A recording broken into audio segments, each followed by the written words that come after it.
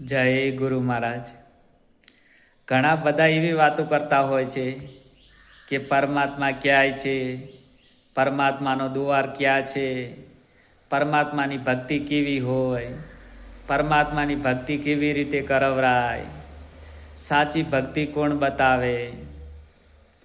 તો જ્યાં સમર્થ સદગુરુ છે ત્યાં પરમાત્માની સાચી ભક્તિ છે અને સમર્થ સદગુરુની સેવા કરવાથી જ ભક્તિ પ્રાપ્ત થાય છે.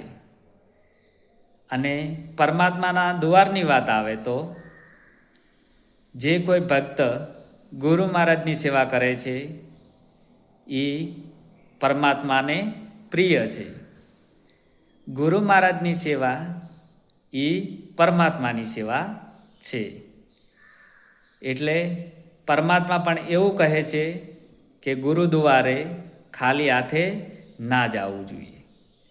ગીતામાં કૃષ્ણ ભગવાને શું કહ્યું છે?